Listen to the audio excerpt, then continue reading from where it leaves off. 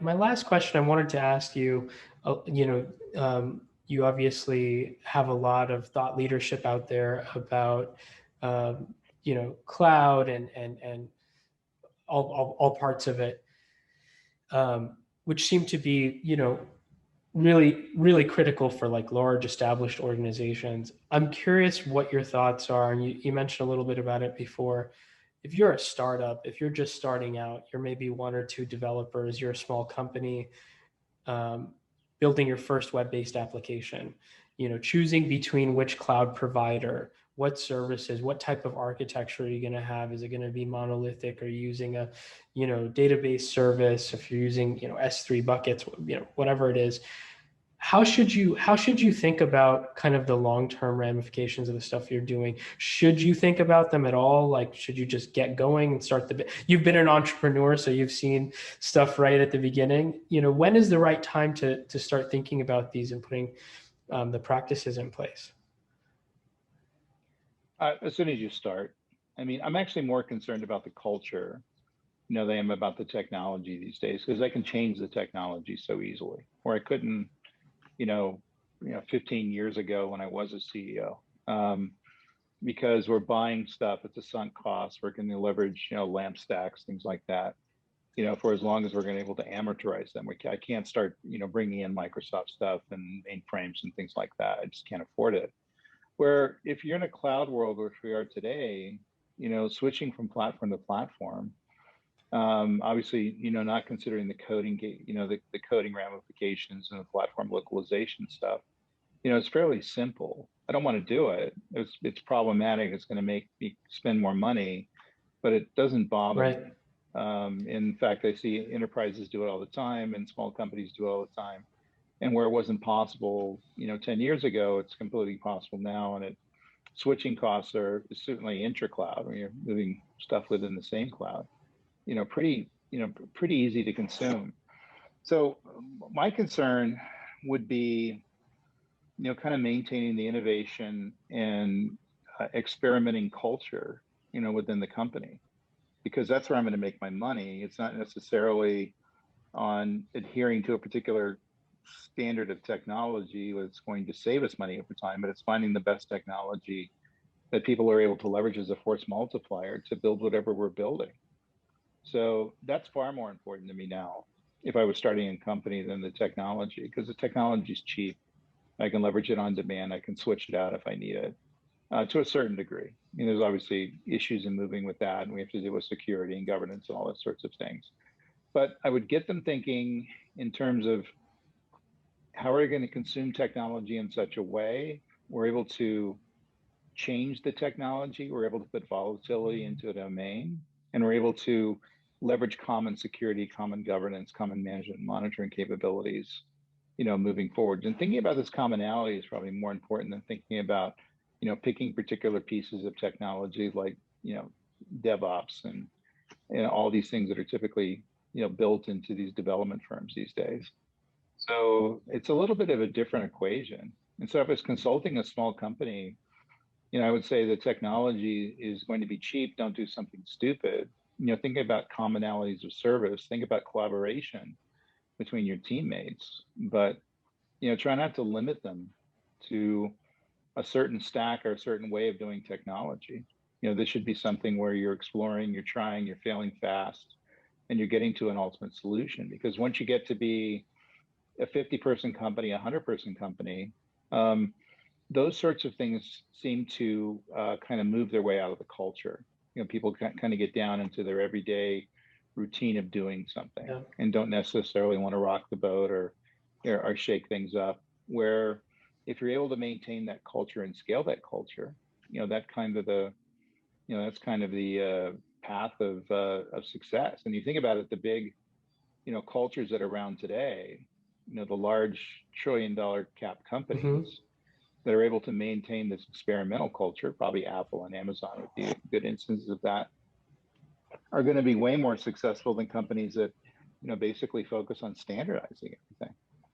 And so your ability to be a disruptor and not getting disrupted, should start in the early culture of the company, considering that you're either going to, scale up, to adding of person a week for the next couple of years, or you're not going to get funded.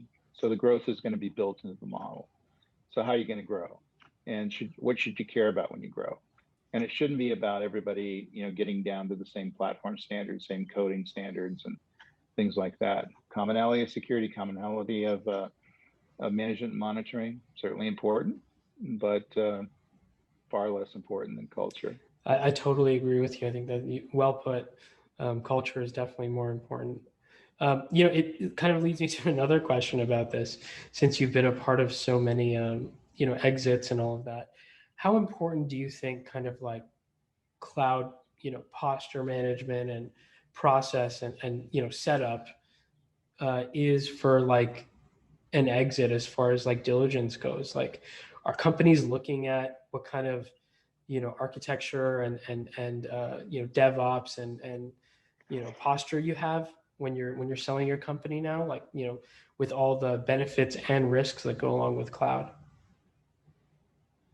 Yeah, every transaction I've been through, the due diligence has always been breaking everything down to the nth degree. And that was either whether it's on premise or in the cloud, it doesn't matter. They're going to have the auditors show up and ask the questions in terms of how your DevOps tool chain works, how you deal with code quality, and you have to answer those questions before you sell the company. It certainly is a detailed conversation that you have, and it's even getting more detailed because they're leveraging experts who are skilled in a particular area. So you're not getting DevOps question from some board of directors. That's never going to happen these days.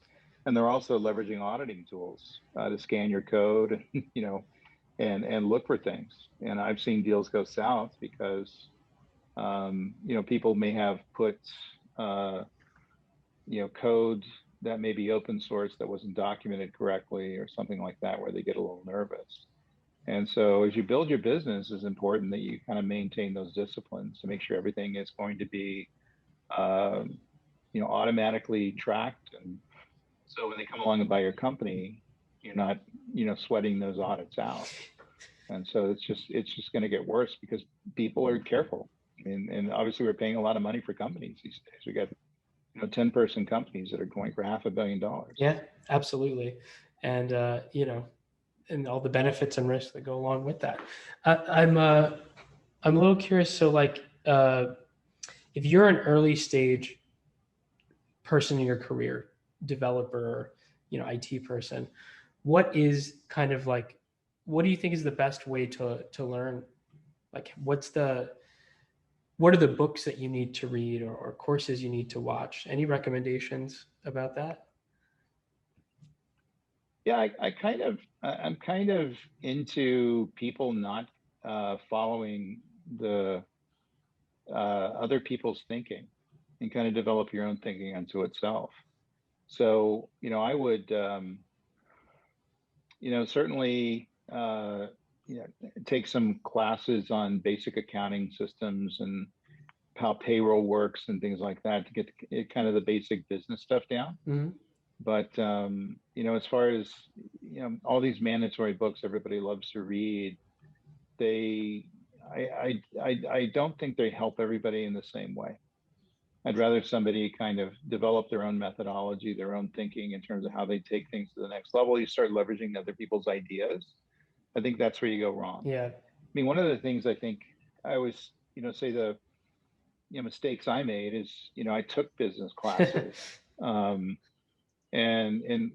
took management and things like that, and it completely wasn't like that. I had to find my own management leadership style, that worked for me and worked for the people who work for me. If you get out there and try to implement other people's ideas, in this case, I'm 58, so you learned about the traditional management practices, which are kind of draconian in nature. It doesn't work and wouldn't work now. It wouldn't scale. And the reality is people want to be trusted, and they want to be taken care of, and they want to be given interesting things to do. They want to be compensated fairly and treated appropriately.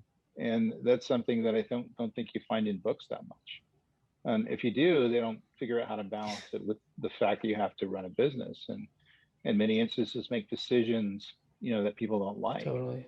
And that's a tough thing to do too. And so the leader today, the person who runs a business successfully, the patterns that I see are completely different than what I saw 20 years ago. I mean, those people are retired, they're gone. I think they were successful within the cultures they were building in the market, and they can certainly get away within the market they are today. Today, it's a completely different game.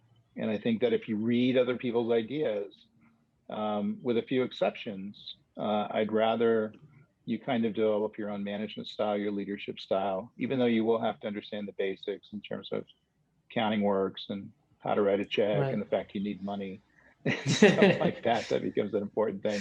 That's true. That's true. David, well, thank you so much. It was a pleasure speaking with you. You can connect with David on Twitter and LinkedIn. We'll put up the links to both of his Twitter and LinkedIn accounts. I really enjoyed talking to you. Thanks so much.